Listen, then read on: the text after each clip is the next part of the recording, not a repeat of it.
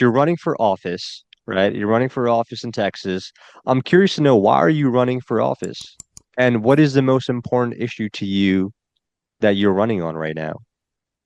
Well, I'm running for office because my community is falling apart, and I'm pretty much the poster child for every failed Democrat policy.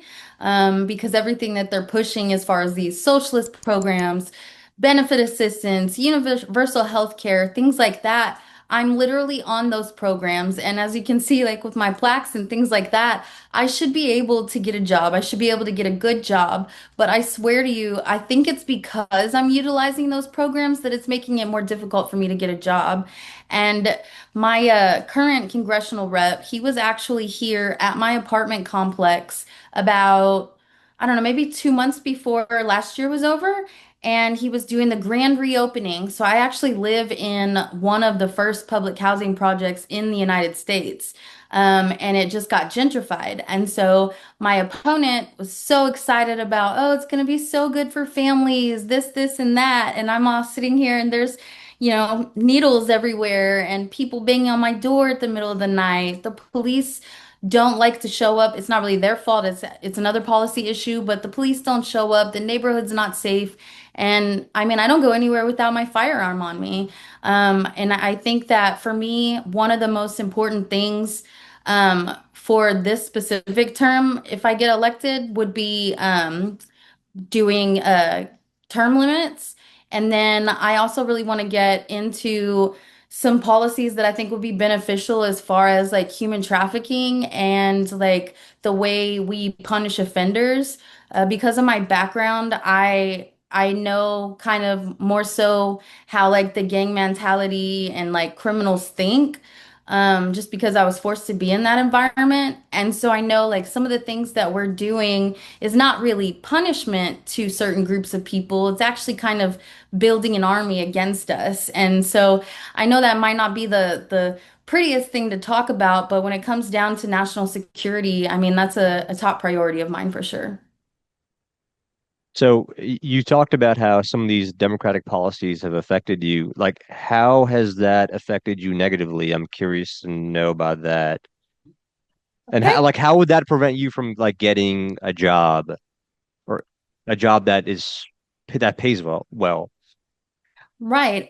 So well to start off at the I was a victim of human trafficking and I thought that my life was going to change for the better when I came up on public housing in 2020. I had been on the waiting list in the city of Austin for housing for 10 years. And I came up March 2020. I thought my life was going to change. This is going to be so wonderful. And it has changed, and I would say that I'm doing amazing now, but I can tell you the things that I've experienced in public housing in the past 5 years has been more traumatic than my time when I was in, human trafficking. Um, it's just not a good environment. I think that maybe when it started off, like the way it was supposed to be, it was beneficial. That's debatable, but now the way it is, there's so much, corruption and dishonesty within the programs that are supposed to be implementing programs to people and families like mine. And they're just not getting the correct quality of care. And in fact, I have recently filed a class action lawsuit against some of the things that I'm speaking about. And it was only because, you know how I grew up where we don't call the police, we don't get involved, we stay to ourselves. That's going to change, by the way, and I'm influencing a lot of people to change. But it came to a point where I was having so many people daily in my community walk up to me and just beg me for help. And, I didn't have when I moved into public housing, I was very, very depressed. I was even suicidal. Like I said, it was a lot more traumatic than even being in trafficking. And so I was contemplating suicide and I couldn't work. So I applied for Social Security disability. And I wasn't sure, is this going to affect me the rest of my life or can I get a job? I don't know. But either way, I know that once I started getting an education and once I graduated from the University of Texas with my paralegal certification, that was the moment that completely changed my life. So I'm looking at right now, I'm owed back pay from May of 2019 to July of 2023. And so I was wrongfully denied benefits during that time. And so being wrongfully denied for that, not being able to get a regular job and homeschooling my children, the only thing that I could do was get on TANF. And the funny thing about TANF is that there's such, strict requirements, but basically what it was coming down to is me being forced to volunteer for 36 hours a week, um, for $494 a month. And so I recently founded my nonprofit legal advocacy center in my community. I've been helping a lot of people. I don't charge. I haven't applied for grants or asked for any money for it yet. Reason being is I'm not a licensed attorney, but at the end of the day, these individuals, they cannot get assistance anywhere else they go. And even if they use like a legal aid place or things like that, I have found in my own experience that there's a limitation to that. So, for example, I mentioned that I moved into public housing in 2020. Well, I was given a Section 8 voucher and ended up moving into another property that was similar to housing anyway. But 6 months after moving from technically public housing to a housing voucher, I got an eviction notice in the mail. And I'm like, well, what? This isn't right. And so I am still in litigation about this illegal eviction.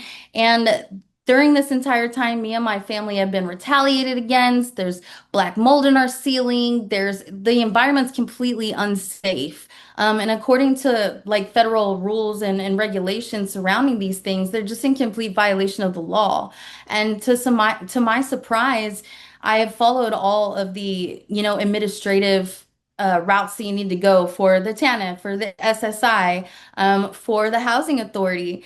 And they're all just way past due. Like for a fair housing case, it's supposed to be 100 days before they have made a decision on that, right? And it's been 3 years. And so like nothing's happening. So I literally just can't get any help. But I am not unique to my community. There are so many families, women, elderly people in my position right now, but they can't get any help at all because they didn't have the opportunity of education that I had at the beginning of 2020. And so now that I've been, blessed to have finally gotten somewhat of an education, and I'm not going to say that I know everything because I want to learn for the rest of my life. And I am so much on education now. If you would have looked at me in high school, you would have been like, she doesn't want to learn anything. I didn't. I was very closed-minded. I didn't care about school, but I love it now. In fact, like I'm obsessed figuring out like how things work, how to make it work better, efficiency, and like government in general. So I have my bachelor's of what is it? What is it called? Public policy, right? And when I finished that course and I, had learned about the Constitution, learned about our founding fathers, learned how our government is supposed to work, I was highly, highly, highly discouraged because at the same time of me getting that education, I had already started volunteering at a full-time capacity to the Republican Party. And so I was already a precinct chair. I'd already been a delegate to state. I'd already been to the RNC, met a lot of incredible people, knocked doors, worked for other candidates' campaigns, got to experience, the legislative session and writing policy and things like that. So I got to learn that at the same time I was getting my bachelor's degree. And I got kind of sad. I'm like, wait, this isn't right. Like, no, I have to do something. I have to change it. But I definitely believe that that's why God had me go through all of the hardships that I went through in my life, because I have the ability to speak for so many people that have never had an opportunity to have a voice, or B, we were raised in a way we don't use our voice, at least not to the government, not to the police, and not to any higher authority. And so I'm really trying to change the perspective on that, especially with, you know, people that are, I guess, justice involved in the community, because I found that a lot of people that are justice involved, especially starting at a younger age, it's just simple policy things that they didn't know that could have made the hugest difference. And so last week, I actually had a meeting with one of my friends who happens to be a Democrat, but's very involved with the city of Austin. And we are able to have like these incredible conversations because we are opposite on the political ideology, but we have great conversations. And I noticed that a lot of the things that I want to change is actually a lot of things that Democrats have kind of, I guess, been taking the lead way on for many, many years. And I know that that's a sign that it's time for the Republican Party to jump on top of those things. And so that's why I've been advocating hard for the working class community and those in poverty, those that are receiving benefits. I call them eligible non-voters. And so my community right now, I mean, they've just opened a ton of buildings. The population has grown tremendously, but these are typical non-voter communities that I know I specifically am going to be able to turn out the vote on. And just because of, my family history, my history in the district, and I guess my demographics, I am the perfect candidate to flip this district. And in fact, I'm the only candidate that can. And I stand a very high chance of success. And it's because I'm not I'm not divisive. Yes, I have an R in front of my name, but I care what makes, I guess, the Democrats think the way they think. And I find it really interesting to hear other people's opposed, views on things because usually it ends up that we're not that different. And what I have found by speaking to the local Democrats, they are they're actually a lot like me, but I just like I told them, I was like, there's certain things that I am never going to change my position on. There are certain things that we'll never agree on. And when I mentioned those things to them, they were open to my perspective and accepting of me. So I really believe that this is a big change, in our country as far as the political realm, because we have what Elon Musk just opened a new political party and things like that. I say we don't have to do that. What we have to do is take our existing organization, and refresh it because it is so. I guess there's little factions in both the Republican Party and the Democrat Party, and our founding fathers warned us about this, and that's what's happening now. And so I believe that I am the voice right now in our country to be able to not attack the Democrats, but pull the moderates over to conservatives. Because at the end of the day, I am completely convinced that today's moderate Democrats are, the old conservatives. So we're really a lot alike. And it's just that letter in front of our name that's causing all this chaos. And I intend to break through that barrier, and I intend to just break through all of the things that have harmed my community, that are harming every major city across the country. I love that. I think there's been a lot of divisiveness in the country over political parties, and I think the tensions need to, I think we go through these cycles of high and low tensions, and I think we're in that cycle of where tensions are really, really high. And I was just talking to a friend I had over the house not too long ago, and I showed him my MAGA hat, and I was telling him about how on the day that I'd gone out and voted for Donald Trump on back in November, whatever. I remember, like, and I live in a mostly Hispanic and diverse area, and I just remember being, scolded for wearing that hat, but I didn't care. Anyways, um, what I was also going to ask you is that you're running on this policy of human trafficking, and you really want to address that issue. Infamous case right now is the Jeffrey Epstein and Jeffrey Epstein files.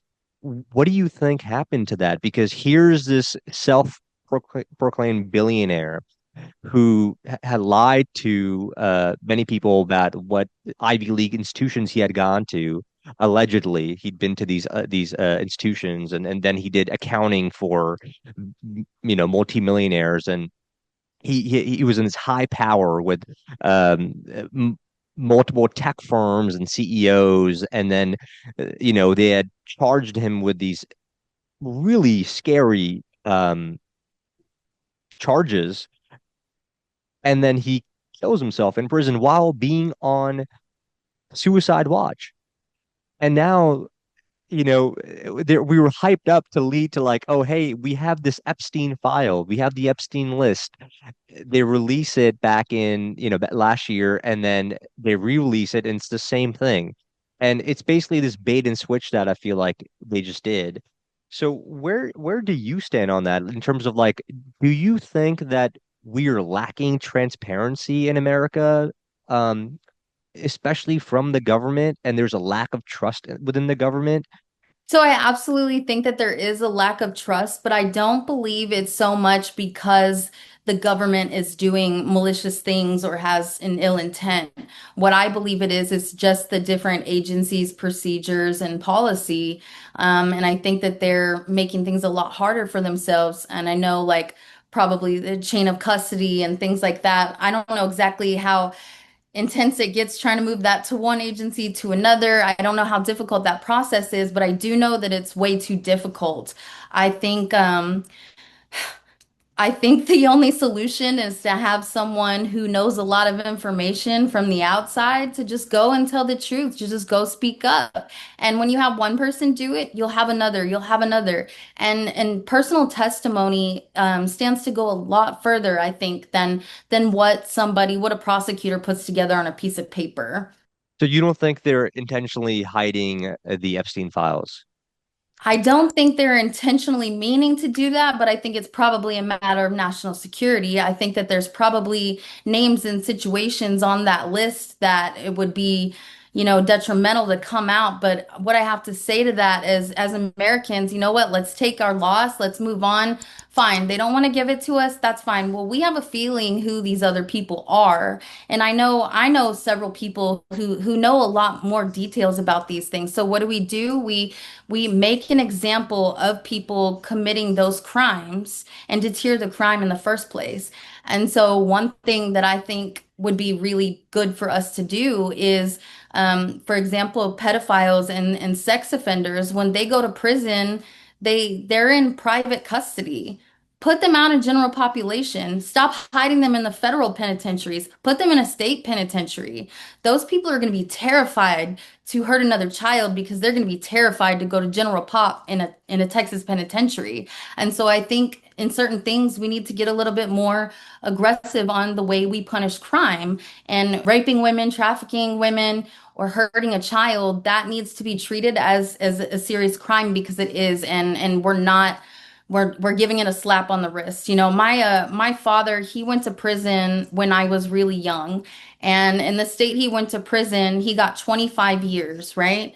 Because there was no parole. And so he would tell me Why'd he during go to his, prison?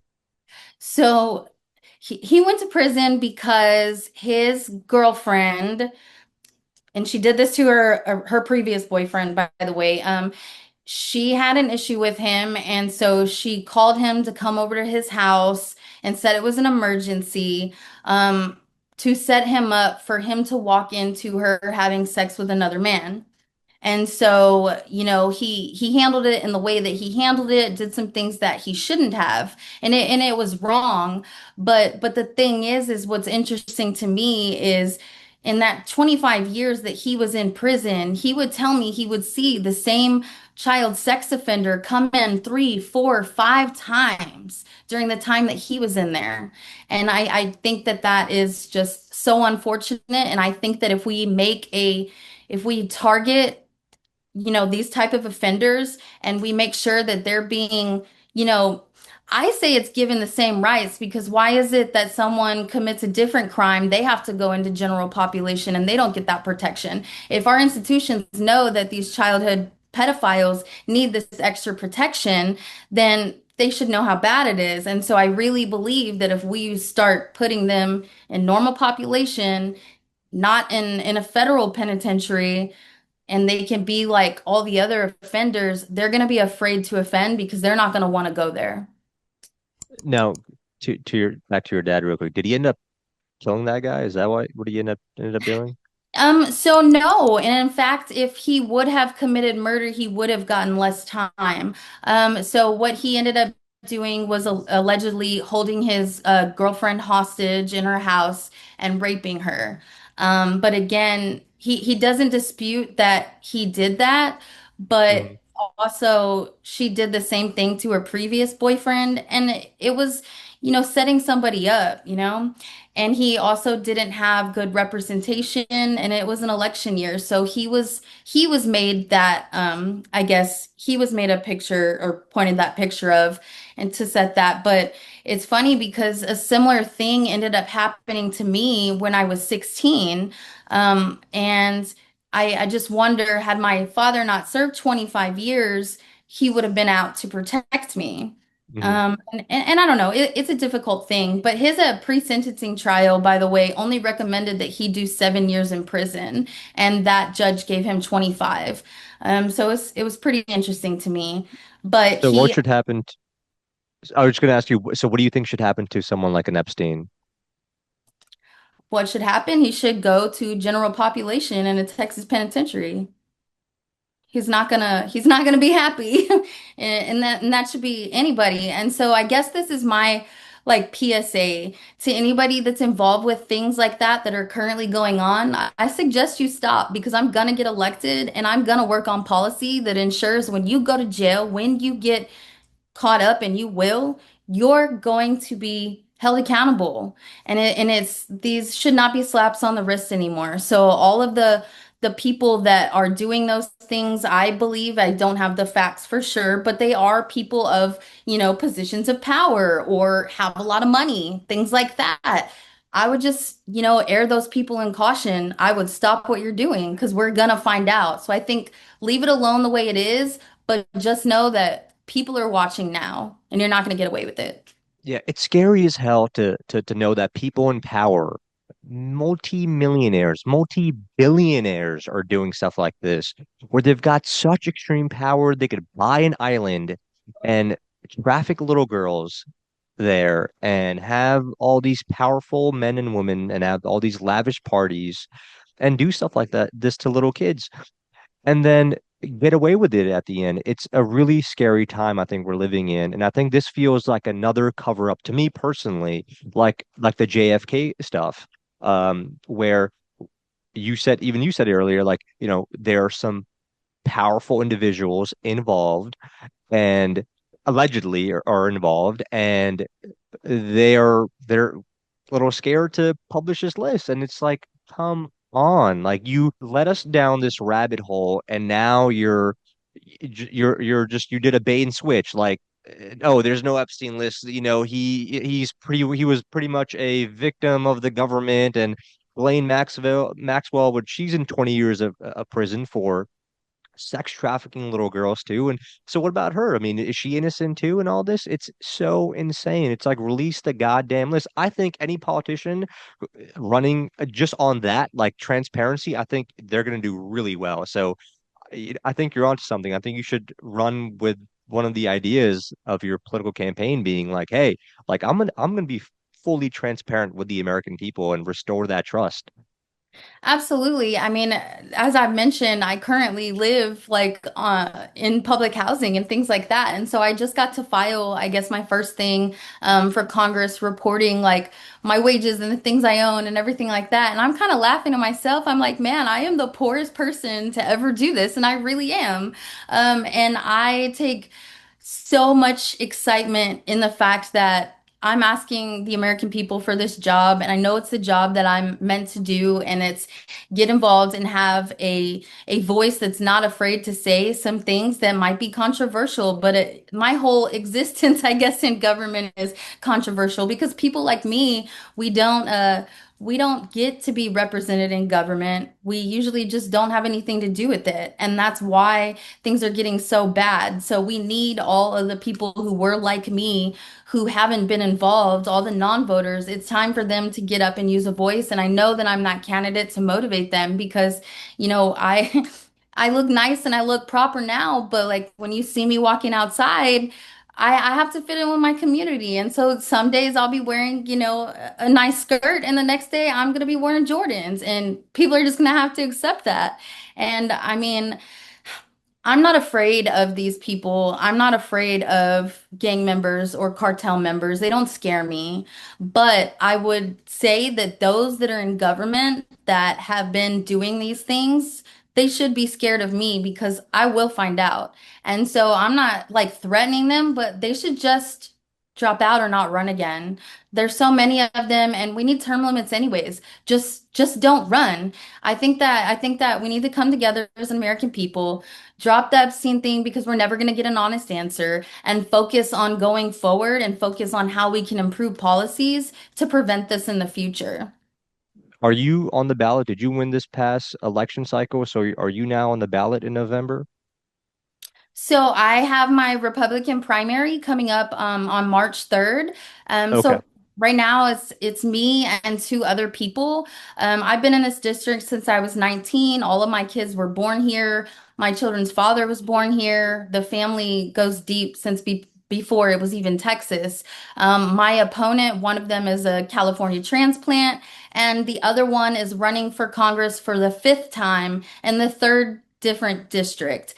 And so I guess I kind of have a lot of frustration with that because I'm already doing, an uphill battle as far as needing to flip a Democrat seat. But I guess I just don't understand why like the Republicans don't just tell these other two candidates to sit down so I can go ahead and take on Greg Kasar now. So I can go ahead and start building the infrastructure that I need to win. And to do that, I'm going to have to flip a lot of moderates to be conservative. And I know that I have the capacity to do it. I just wish that I didn't have to put so much effort into fighting someone in my own political party that honestly just can't win this district based on demographics and history alone. I'm the only candidate that has the possibility of winning. Okay. And so you're running as a Republican. You said you value term limits. What are like when you say term limits, are you saying there should be term limits on everything in terms of from like the president down, like even on mayors and senators? Because right now there are no term limits on senators. I think they could just run as long as they keep winning, right? There's no term limit on House members or state House members or state Yeah. senators. There's no term limits on any of these things. And I think we What should be the term? What should be the term limits? Is it, do you think, 2 terms, So I three think well, terms? we could do two terms, but we would have to change the years. I think that House members, the term limit should be like the term should be 4 years because right now we're at this cycle where it's a legislative session, then they're campaigning, legislative session, then they're campaigning. And so it's always about them trying to do what they can do to look good to win the vote instead of what needs to be done. So I think realistically, if we set a thing where the federal House members could do two terms at 4 years each, that's 8 years.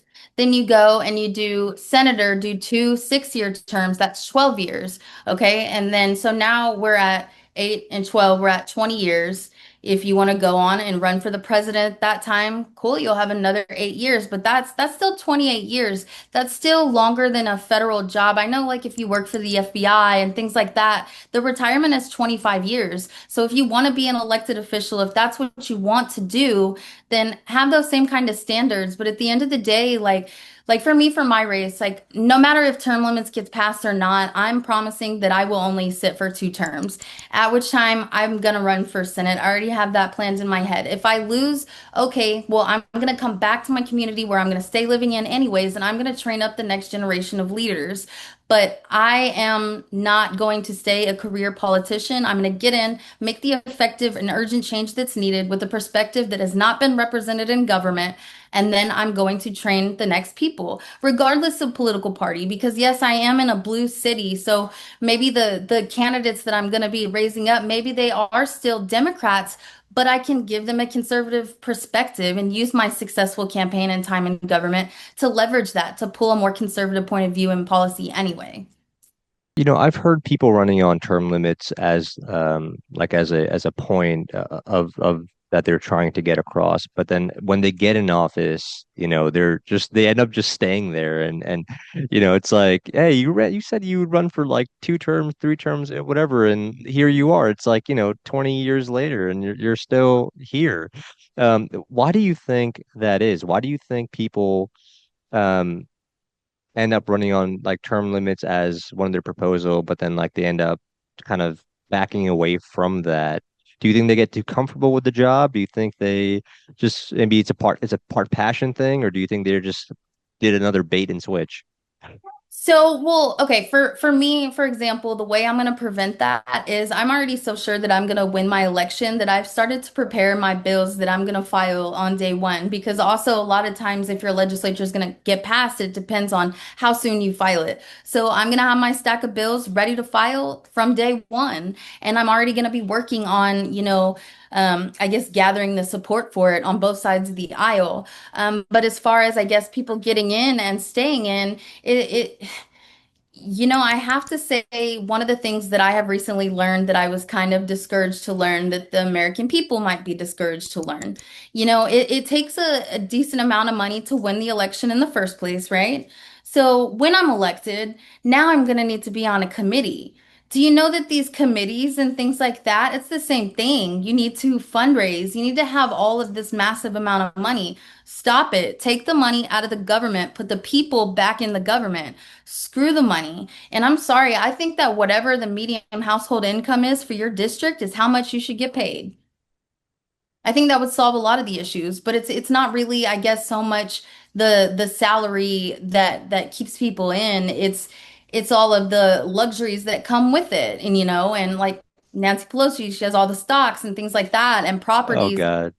Yeah, and Yeah, it's so funny watching that shit because she's like a I want to say she's almost a billionaire just because of how much money she's made within the stock market by passing laws that she knows will affect the stock market um in a certain way, and then either betting against it or buying up stocks and then passing the policies. And yeah, it's corruption at its finest. I don't even Now let me ask you that, since we're on that topic of money in politics, do you think that members of Congress and uh, people within government that are in these political positions should be able to own stocks and be able to day trade and all that stuff?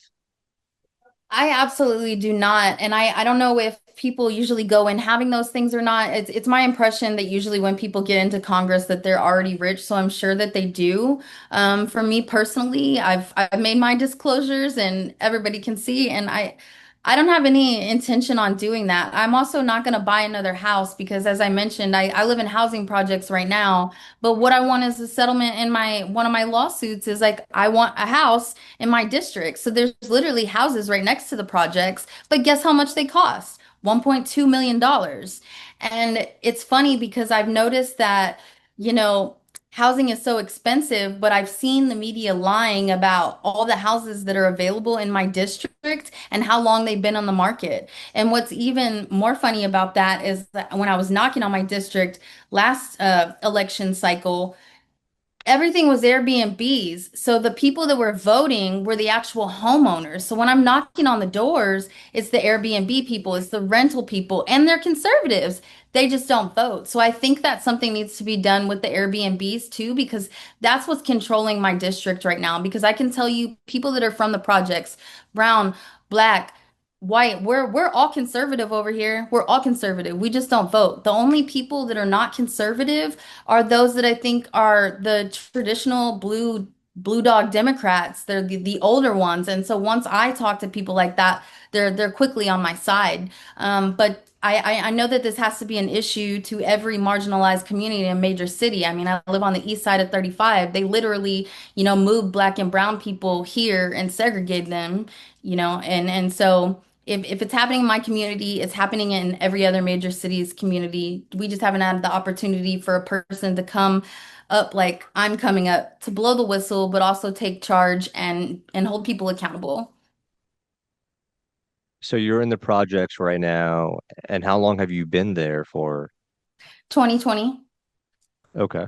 And Now, I cannot you, wait until I'm a regular paying like citizen, but like it's been so hard because what happens is there's no leeway, right? So I founded my nonprofit legal advocacy center. I decided how much I was going to pay myself out of a salary to work full time in that. And when I went to take the proposal, they were removing me from my housing assistance, my food, my Medicaid, everything all at once within the same 30 days. Well, I have why?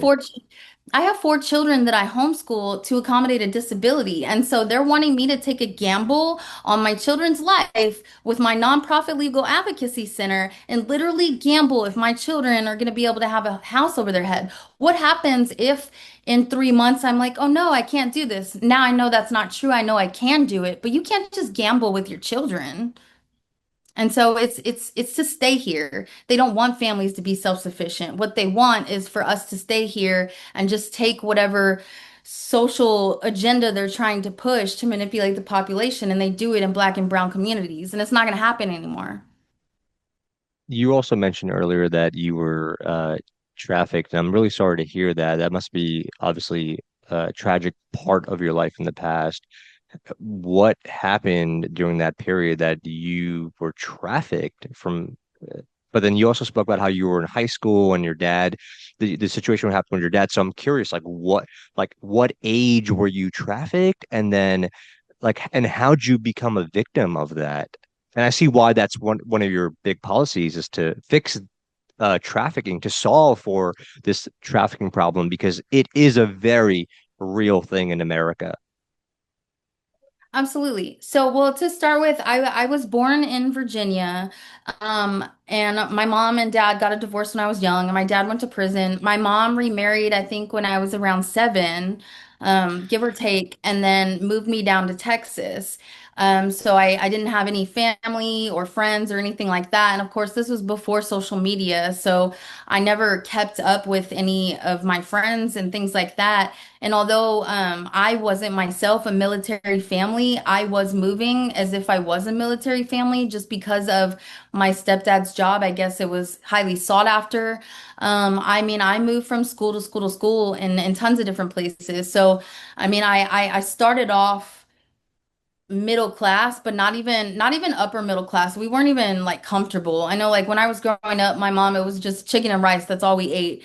And then even like with my stepdad living here in Texas, I mean, we had a house and a car, but we didn't get to go out to eat. I didn't get to like do a whole bunch of like sports and extracurriculars and things like that. But I had a lot of issues with being moved around so much, and me and my stepdad didn't get along. My mom kind of was burdened by me. And they had another child, and so I was just the problem. And so by the time I was 16, I ended up getting pregnant, and I ended up being homeless, pregnant at 16. Um, and the first time that I have two children's fathers, in case anybody was wondering. I have two children's fathers. So my oldest daughter is a different father than all my other children. But the first time that he ever put his hands on me was immediately after I told him I was pregnant. And in fact, like I was bleeding, my nose was bleeding, and his mom started screaming at me for bleeding on her floor because her son just punched me, and I'm 16 and pregnant and homeless. Um, and Wow.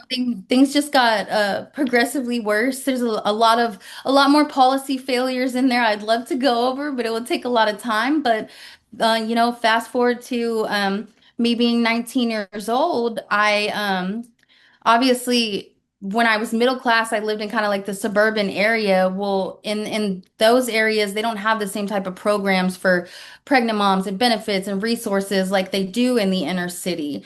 And so I found myself in the inner city, and I found myself surviving by actually like selling drugs. And I knew that it was wrong, and I know that it's wrong, and I would never do such a thing again. But honestly, that's what saved my life at the time. That's what like kept me going every day. That's what, ended up feeding and, Yeah. and housing my kids every day. What were you selling? What were you selling at the time? Cocaine. Okay. And so, I was working inside of a club here in Austin, and so I wasn't really having to, give dances or do private things or, whatever else other people do outside of that. I literally just sat there and I, sold the drugs that made the party go. And a lot of my clientele was, you know, people in positions of power. And at the time, I didn't first of all, I didn't care about government. I didn't care what a house rep was or any of that, but nor did I have the education because my high school basically handed my diploma and kicked me out as well when I was 16 and pregnant. So I've just been screwed by all these systems that were meant to govern me, but I didn't have the education. So it's not that I sat out to get blackmail on a buttload of people, but I mean, I know a lot. And I'm not afraid because God put me through all these things that I've went through. I've literally been through hell. Like I have walked with people that didn't have souls anymore. And I know that because I didn't have a soul anymore. Because after I ended up not being in the safety and security of just selling party favors, I ended up being put in a position that was a lot worse. And it wasn't necessarily the fault of any, I guess, individual that my situation happened. It was just, a combination of a lot of factors, but they're all preventable. And so I think like just addressing those things, like first of all, if you work at a strip club, it is labor trafficking, no matter what. And so I don't know how much you or your audience knows about the way strip clubs work as far as the dancers, but you have to pay to work there. And it's a substantial amount of money. And at times it could be upwards of $1,000+ just to go to work for one shift. And if you don't tip the management, if you don't tip the house mom, you don't tip the DJ, if you don't do those things, then you lose your job. And so it was really, it's a really difficult situation. So when you're literally, paying for a hotel every single night and having to pay out of pocket for food and then go to work at night just to take care of your children, and that's the only thing you can do. I mean, that's labor trafficking. And a lot of women, when they're stuck in this position, you have to think about it. It's not like we don't want to go get a regular job, but it's that it's impossible to go get a regular job because that 2 or 3 weeks it takes to get paid, the kids are sleeping on the street. We're not eating. And so it's a lot more difficult than people understand, but it does. One of the things that happened to me a lot in San Antonio is I was raped a lot inside of the clubs, and I'm talking like vicious rapes, and you couldn't say anything about it because you would get fired. And I do I'm so believe sorry to hear that. That is, it, yeah, I'm really sorry to hear that. the trauma it really doesn't bother me anymore because I found passion and purpose, and it's this right now. It's shedding light on it, it's Yeah, changing policies, it's preventing it. So it doesn't bother it, me. And I yeah. just want to say again that it was more traumatic living in public housing the past 5 years than getting raped all the time in San Antonio, having guns put to my head, walking around bullets on the floor, like literally being kidnapped by gangs. Like that was at least expected in the world that I was in. But this public Is housing. that how the is that how you were trafficked from strip clubs, and that is that what tied into trafficking, sex trafficking? So I was never in sex trafficking. Okay. I was labor trafficked, but I was raped a lot because of that, if that makes sense. And What is so what is labor trafficking? I mean, I understand what you're saying about strip clubs and how strippers have to pay a certain percentage of their makings to the club. I understand that part, but what's labor trafficking? So there are clubs in San Antonio that are still open and operating right now that are 24 hours a day. You can go in at any day or night. There was times where I literally was inside these clubs for like over a week at a time, and like I couldn't leave. And there's literally like people outside with you know big ass pelotas, like they have freaking machine guns and stuff. But like at the time, I guess in my trauma, one gang member that I didn't know was a gang member literally tried to steal me out of this club out like the back patio, right? And so those people with the big guns, like they literally saved me from getting stolen and ended up God knows where. So like I don't know that they were forcing me to stay in there, but I knew that I couldn't leave because I didn't have any money and that also I was being raped. And in fact, like one of the times that I was raped, it was actually by like another girl, like by a dancer. And I was I was jumped one time because I got into it with a bunch of these girls because like they were proud to be, prostitutes and stuff in the club. And I don't hate on anybody's hustle, but that wasn't me. And so when I kind of disagreed with her and I was like, no, like I don't do that. Like you don't have to do that. And especially not in the club how you're doing it. I got jumped and it was like I got jumped because I'm not a hoe. Like, I don't know. Yeah. And then I'm kept in this club. Like it was insane. And in fact, the What's owner. the env Hmm? I was gonna say I was gonna ask like what's the environment like in a situation like that?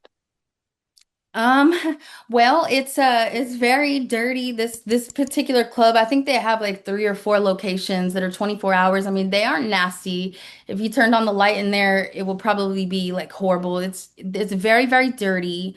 It's an after hours club, so it'll be like a lot of gang members, and dope boys, and things like that.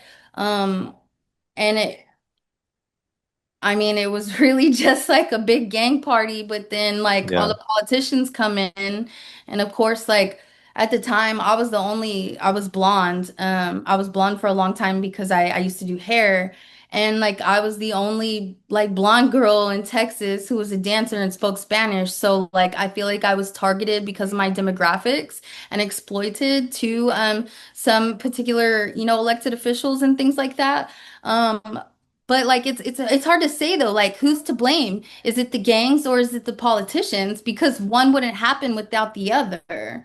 And so like it's time to just address that. Like politicians, stop going to the club because they're all gang members and we all know who you are. Like So did you see any politicians when you were there? Because you did absolutely. mention, Absolutely. In fact, the reason I got put in human trafficking is because the club that I was safe at, I got fired for not re-upping last minute for a sitting Texas state senator. And what's worse about that situation is he was a frequent flyer of mine, but he would pay for the dope and he would pay for prostitutes on the state credit card, running it for funny money through the club, tipping the managers out the ass, tipping me out the ass. Like, I would love for the IRS to go and audit these managers because I know how much money they were making, but they're using the state credit card. Like, now I have such appreciation for taxpayer dollars. Like, I don't know why I'm such a freak about it, but like, I really much care about taxpayer dollars and I want to utilize them in the right way that makes families self-sufficient. But I damn sure don't want our politicians buying dope and prostitutes out of the club on that card. And so, like, y'all better can not you do it no name more. We know. I just can you told the name world. drop can you name drop some of these politicians or are you just keeping that private So to I yourself? I have no problem name dropping the politicians and a couple people that know this story. Especially if they're in power, especially if they're currently still holding They're positions. a one of them's a sitting senator right now. But the thing is I think if I was to specifically name drop that person right now, I might face legal liabilities. Okay. But if someone wants to message me privately, I have no problem sharing that information. In fact, like I probably know a bunch of girls right now who could say they've probably seen him recently. Like this stuff is ongoing. And I know it's because I live in a capital city. And so, you have the legislative session right there. So let's blow the whistle. Every state that has a capital city, y'all start looking in those strip clubs. You're gonna find every answer you're looking for. And if you need some help, you need some guidance, let me know. Because like I said, those people are ran by gangs. And I mean, I don't know. Strip Is clubs it aren't the nicest place for people to go. I mean, people. Well, strip clubs aren't run by the nicest people, is what I was gonna say. right? Um, yeah, Mafia. those guys. Yeah, yeah. Yeah, and it's true. And so I guess like the mafia person that owned like a lot of these clubs, he actually died of COVID. So I thought that was like kind of ironic. But like the issue is that these clubs over time they change names. They're still the same thing. And so the people that go to those, institutions, they're still the same club, but the people are still the same, but the names change and things just change. But at the end of the day, you asked about the Epstein files, go into the strip club. People will tell you. So from there, from your journey from the strip club, how'd you get out of that situation? And find this life of purpose that you have now, and this path that you're fighting for something that you believe in. Right. So when I moved into public housing, like I said, I thought everything was going to be great. I thought, oh, this is the next step for my life. But it was absolute hell, like absolute hell. And I was extremely suicidal. In fact, like I had attempted and harmed myself several times during just the beginning of my time there. And I wouldn't die. And I just one night I was laying in bed and I was straight praying to God, begging him to kill me because it wasn't working every time I tried to kill myself. And all I wanted to do was die because every second that I woke up, all I could think about was dying. And so I'm praying and begging God to kill me, just take me out of my misery. And I saw this light come down and it sat on my chest and it shot back up into the ceiling or whatever. And I, for the first time in my life, could actually breathe. I felt this heavy weight off my chest and I went to bed peaceful. I woke up the next morning and I heard this voice in my head that said, "You're going to be in Congress." I didn't even know what Congress was. I basically had a 16, I was 16 when I left high school, but now I have my bachelor's degree, my paralegal certification from UT. I'm working on my master's. I've had so much hands-on experience in the past, 2, 3 years that I have gotten a dream education that is miraculous in its own. And the only reason being is because I couldn't get a job. And the way public housing works is if you don't have a job, you don't pay rent. And so I didn't have rent. So I'm like, okay, I'm going to go hard and I'm going to volunteer in my community. And I have volunteered my heart out. I've been working 50 hours a week since July 2023. And I mean, I've really, really worked hard and I'm going to continue to work hard. But also at the same time, I'm going to be honest about like all my financials and things like that. So I'm not going to lie. I mean, I have a feeling I'm going to be rich real soon. And in fact, I know it because I'm owed a lot of freaking money. But at least I'm being honest. Like I'm going into Congress saying, hey, I'm about to have a house right there next to the projects so I can keep in touch with it. I'm talking literally on the same street. Like I'm going to monitor the projects because I have a lot of ideas on programs that I want to implement in them now to make them effective. But I'm going to stay right here. I'm not going to buy another house. And you know what? I have nothing to hide. And so I'm going to be transparent about everything.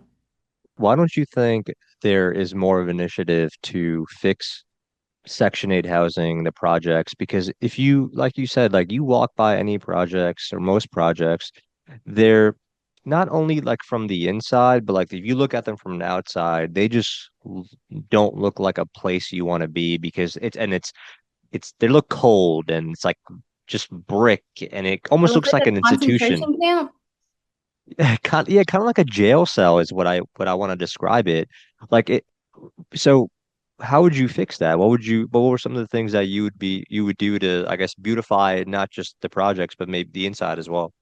So the type of projects that you were just describing, that's how they traditionally are. But so what I live in right now is the rebuild. So the gentrified version of those original projects and the projects you're talking about.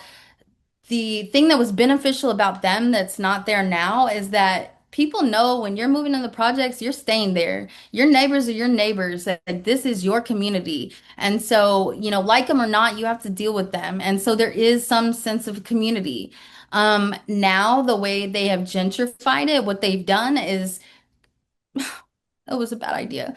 There's no sense of community at all. Half the people are undercover law enforcement, half the people are being monitored, and we get frustrated like, hey, we know you're a cop. Why aren't you doing anything? And it's because, like, they're, I guess, investigating or whatever. And so they can't blow their cover. But I'm saying, one of the biggest things that I'm going to do and I want to do is, first of all, tell the people that you are monitoring them. Tell them that you are violating their constitutional rights. Tell them that. Be honest, because that's what's been happening to me, and it's not right. Like we need informed consent. Now, there's going to be a certain percent of the population that doesn't care. Okay, it's a free house, monitor me.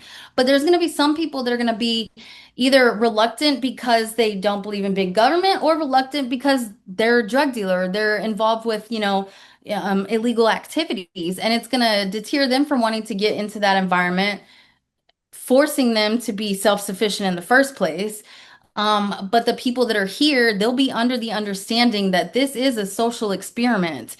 And so Like, if I was to procure my building in a federal lawsuit as repayment for all the retaliation that has happened to me, I would want to start that off just like that. This is a social experiment. So when these families move into this unit, they're going to know, hey, you are being monitored. We're going to have a person, we're going to have a designated friend that comes and checks in with you and your kids X amount of day, every day, that you're going to build a relationship with. If there's domestic violence, we need to approach domestic violence in a different way. And I think this would be the good area to kind of test that. Again, this is government money, so we should be able to do these tests. And as long as you're telling the people it's okay. And so let's find out how to really solve domestic violence. And when there is an instance of domestic violence, educating the community, the family members right then in that mind state on how to deal with their emotions, how to go forward in a different way, what they can do better next time. Something else that I would like to see is, I told you there's a lot of monitoring. So what happens is a family will move in. If they're drug dealers, their door will get kicked in within a month or two of them being here, right? And then the dad goes to jail, the mom's kicked out with the kids. That needs to stop. I think that we need to, because our politicians are so engaged into the dope game themselves, we need to stop criminalizing it the way that we are. No, it's not right. I don't like drug dealers. In fact, I despise them at this point. And I have a lot of animosity towards them, but at the same time, we're sitting here and we're criminalizing a culture. Like how I grew up, it's cool to be a dope boy. It's idolized. Like that's what people want to do. And so when these doors get kicked in, instead of sending the dad off to jail and kicking the mom and the kids out, leave them in a facility like what I already live in, like you said, looks like an institution in the first place. Give them immediate services, job education, things like that, and say, we'll give them a chance. If you do this again, then you're out of here, life. Like, be harsh on crime, but do a one-time drug dealer forgiveness program and put those families in public housing and experiment socially that way with their knowledge. Figure out how we fix these deep generational issues that we have as far as crime and narcotics and poverty. We got to stop weaponizing poverty. And that's what's happening now in my community right now, walking distance from the state capitol. My community has been weaponized against me because it's in poverty, and I'm not having it anymore. And I'm going to stand up for these people. They're going to vote this time around. And I want to wake every other major city up and get this ball rolling. How do you think we address the problem with drugs? Do you believe that we should decriminalize all drugs, certain amount of drugs? Because in certain states like New Jersey, New York, marijuana is already legal. You could go to any dispensary and just get it. And Well, in Portland, that's for actually, example, I'm sorry. and I was gonna say in Portland, for example, cocaine, you could do any drugs at one point. I'm not sure if that's still the policy there now, but I know it when they decriminalized all drugs in a state like Portland many years ago, it was a massive mistake. And that's what's going on in my community right now. In fact, like I'm in like public housing, and right next to us is a methadone clinic where a lot of the homeless hang out, and that's where like all of the Medicare recipients take their narcotics and go and sell drugs right there too. Like it's I don't know, it's a dynamic thing. I think the first thing that I would do ultimately is not legalize narcotics and things like that, but the I guess medications that we have that are considered narcotics, for example, like Ritalin, or like what is the thing that make like Adderall, things like, Promethazone. yeah, so things like that. Specifically, if you're using like a community health thing or you have Medicaid and things like that, you can't get access to that medication. If somebody is a addict and they need Adderall, why not let the doctor prescribe them Adderall and then they have a prescription? I don't know. I just think that that makes more sense than people having to go to the streets and buy them illegally. And I do want to mention something that is, I mean, I think a matter of national security. The drug dealer dynamics are changing, and so it's not going to be as easy for the police to come kick in doors anymore. The people that are moving all the weight now, they are the homeless people. it's getting into a more complex problem, but we do have that issue that Austin is like a sanctuary city and they have compassion. No, bullshit. The time for compassion's over. We can't go down any further. The time for compassion is over. It's time to make aggressive social change and save our country. What do you mean the homeless are now? You're saying the homeless folks are now selling drugs? Yeah, they're the main. Who's even trusting homeless people to sell drugs? I would just think they would do all the dope themselves. Well, that's the thing. Because the borders closed down, we're as American citizens are not getting access to, I don't want to say good drugs, but good drugs. You get what I'm saying? And so they are made with different precursors. They're created in a completely different way, and they're being made now inside of our nation instead of where I guess the good places that they came from. And so they're more Hmm. dangerous and they're having bigger psychological effects on the population. And I think that if we don't hurry up and do something really soon, it's going to get detrimental. You know, there's a mental health crisis going on now in our country, and I can guarantee you it's because a lot of bad dope. That has a lot to do with it. But you're saying that we shouldn't decriminalize all drugs, but we should allow certain drugs to be picked up over the counter. Are you seeing a big drug epidemic problem in Austin? Is that's what it sounds like you're alluding to? Yeah, I mean, I don't know if you've seen on my Facebook, but I was just posting like I'm in family housing and like I walk downstairs and there's needles and condoms all over the floor. And why? Because the city is fast tracking homeless individuals with active addictions into this affordable housing, public housing, Section 8. They're fast tracking them in here without them getting any services. And so number one, that has to be the first thing. We need to start doing mandatory rehab. If you're homeless, mandatory rehab, but they got to get out of the streets because what happens is if I mean you can go on an adventure. Go look up when Loaves and Fishes delivers to what location, okay?